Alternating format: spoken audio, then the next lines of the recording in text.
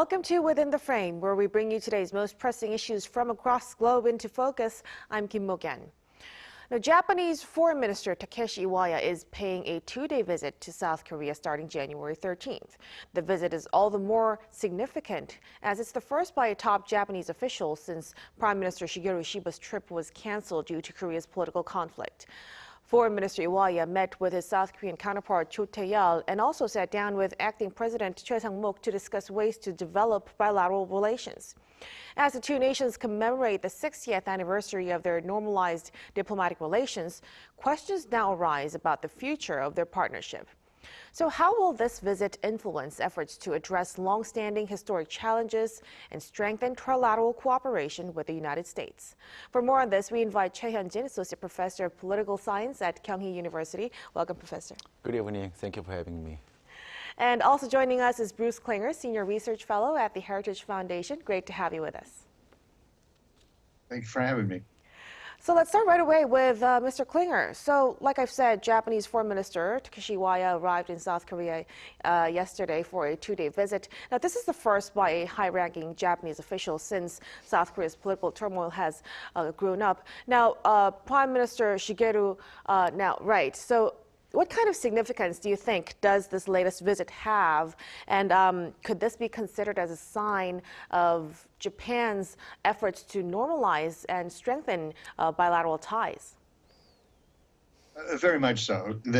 During the question about what the current and future South Korean policies will be, not only towards Japan, but also the region, this is a way not only to continue the coordination between the Ishiba government in Japan and the Yoon administration, but it's also trying to sort of regularize or institutionalize these meetings so that any changes in the South Korean government in the future will have a momentum that maintaining good relations between the two countries.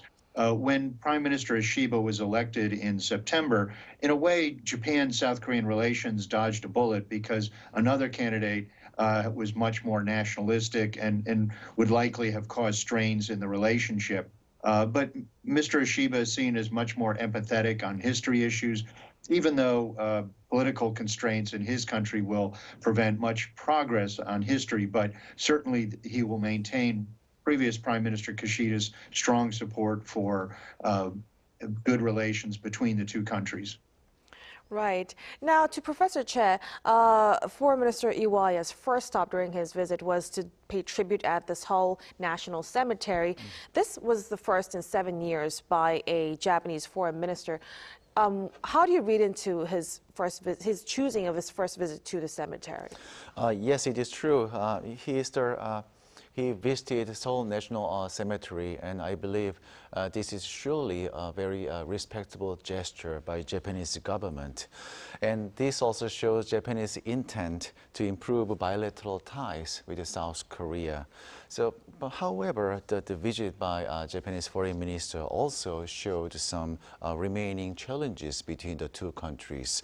For example, during a joint press conference with the South Korean Foreign Minister Cho Tae-yeol, the two leaders show some differences in how to address historical issues. So, for example, when asked about the last 2 years disrupted memorial ceremony at the Sado mine site, Minister Cho Tae-yeol emphasized South Korea's concern and also need for more open discussion between the two countries. On the other hand, the Minister Iwaya gave a very general response, stating that Japan has a plan to hold annual memorial events, but didn't really provide a specific solution on these historical issues.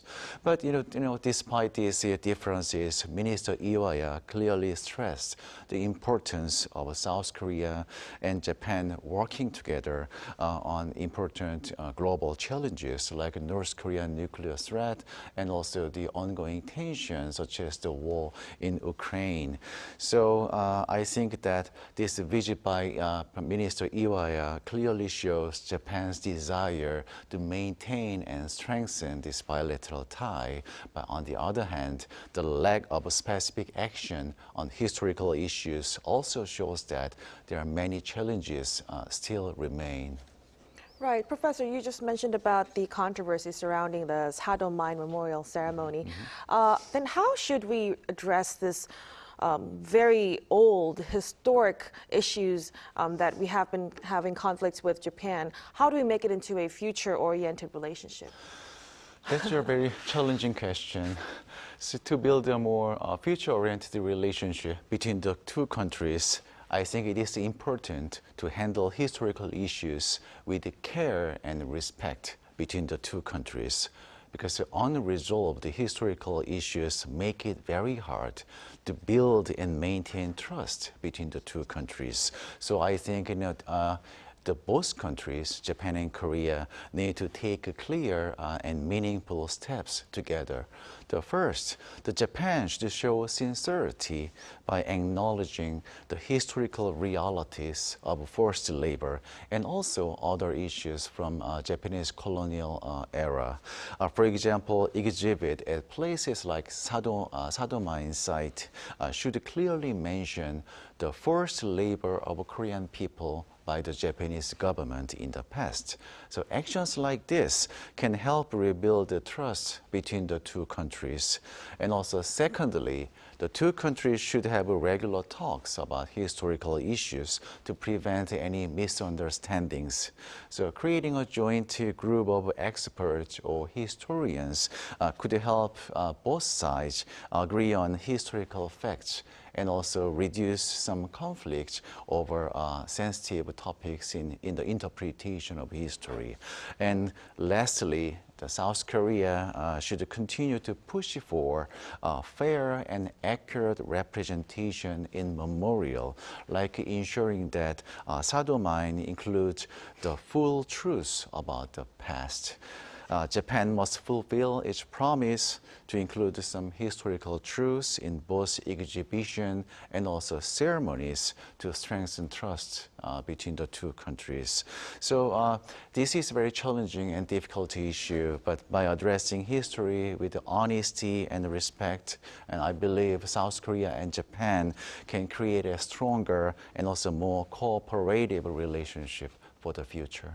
Right, so acknowledgement from Japan's side and more dialogue from both sides are required. Now, Foreign Minister Cho Tae-yeol and Foreign Minister Iwaya discussed ways to develop bilateral relations as both countries mark the 60th anniversary of normalization of diplomatic ties this year. Mr. Klinger, given President Yoon Suk-yeol's suspension from office, and this has inevitably impacted South Korea-Japan relations, what kind of measures are needed to maintain the current momentum? Well, under the current Korean administration, we need to maintain all of the very extensive contacts that have developed in the last several years since President Yoon's bold and politically risky outreach to Japan. So we've had really quite an impressive number of meetings, not only between security and diplomatic officials, but also economic and cultural. So those need to be continued.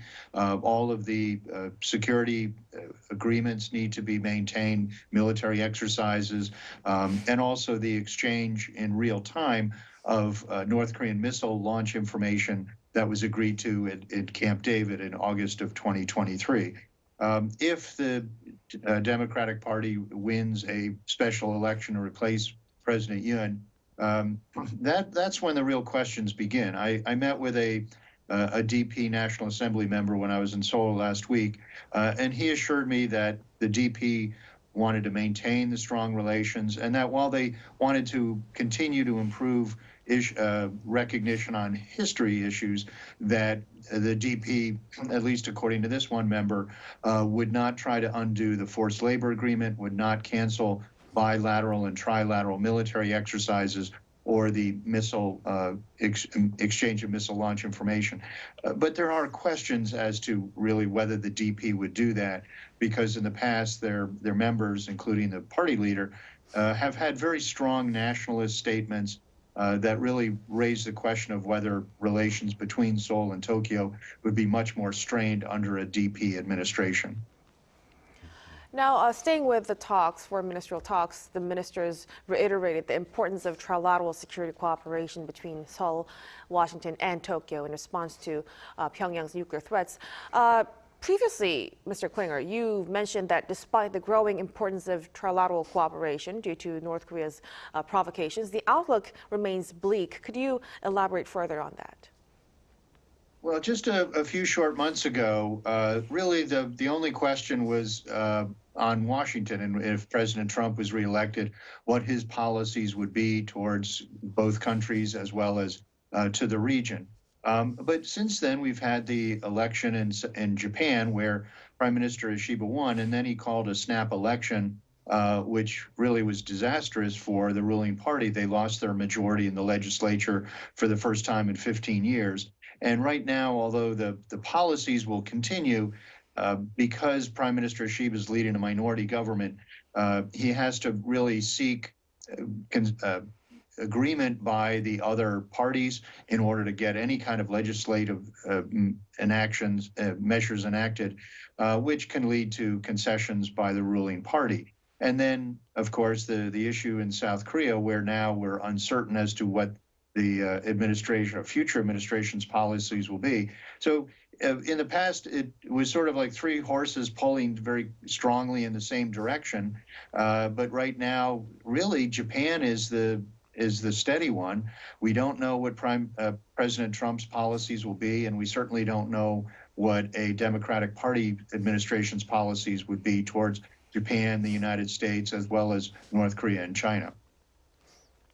Right. So with this uncertainty, could you explain for us the potential stance of the Trump administration on America's foreign and security policies, particularly on South Korea and Japan? Well, the real answer is we don't know. If we look back on his first term, he made very negative comments about both South Korea and Japan. He had a much more transactional view of alliances rather than the sort of traditional bipartisan view that alliances are in U.S. strategic interests and that it's also in our interest to have our forces stationed overseas to deter and, if necessary, defend against opponents' military actions. Also, on the special measures agreement, he directed his negotiators to seek a profit off of our sons and daughters in uniform stationed overseas. What I'm hoping is that in a second term, where there will be a much greater emphasis on deterring and containing the multifaceted Chinese threat to the region, that he will see the importance of our alliances, not only to defend against the North Korean threat, but against the China threat as well. So it's in our interest to have alliances. It's in our interest to have our forces overseas. And I'm hoping his advisors will make clear to him that we shouldn't reduce our forces overseas, that we should have very strong relations. But the question there will be how strongly to push our allies and partners in the region to take stronger action against China throughout the region. Right, so we'll really have to see until his inauguration date, which is soon.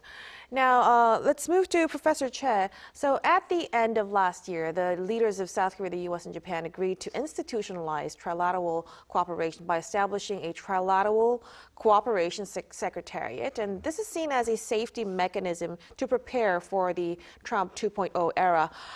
What outcomes and challenges are we expecting? Yes, this Trilateral Cooperation Secretariat, as you mentioned, it was established by South Korea, Japan, and the United States to strengthen their partnership and work together on common challenges like North Korean nuclear threat and also China's growing influence in the region. But unfortunately, I think its future is now very uncertain due to some changes in the leadership, also domestic political situation. The one key issue is that the leaders who agreed to create the Secretariat they are no longer in active power now, or also the President Yoon Suk-yeol is now facing domestic difficulties. So, he is now dealing with the political instability and also even the possibility of impeachment. And this has created uncertainty about the country's foreign policy direction. So, as Bruce mentioned, if South Korea's next president comes from more progressive party, the cooperation between South Korea and other countries could face some challenges, because the past history shows that the progressive governments in South Korea often take a softer approach toward North Korea, and also it is less aligned with Japan. So these two characteristics could weaken the trilateral partnership. Another problem is the ongoing historical tension between South Korea and Japan, and also differences in how they approach China. So if South Korea's domestic politics shift toward a more progressive direction, it could make it even harder for three countries to manage this issue and also maintain unity in their trilateral framework. So in short, this trilateral cooperation secretariat has the potential to manage regional stability and also address important challenges. But its success really depends on how quickly South Korea can resolve domestic political uncertainty and also maintain trust with Japan. Right, so this is a very important trilateral cooperative thing. And with South Korea's current political turmoil and upcoming Trump administration, what could South Korea and Japan do to, further develop this trilateral cooperation? Yes, I believe the two countries can take some regional some concrete steps to address regional and global challenges. First of all, South Korea and Japan should work together on key regional issues, of course, North Korean nuclear threat and also the rising Chinese power in East Asia. So I want to emphasize the importance of joint efforts, such as joint military training and intelligence sharing, and also coordinated economic policies. And this kind of effort will show unity and also highlight the importance of their partnership with the United States. It is also important for South Korea and Japan to engage more actively with the Trump administration to understand its priorities and also expectation towards their alliance partner. And we know that the Trump administration, Donald Trump himself, prefers a more transactional approach. And this shows that presenting a unified plan and also emphasizing our contribution will help keep the United States fully committed to this trilateral partnership.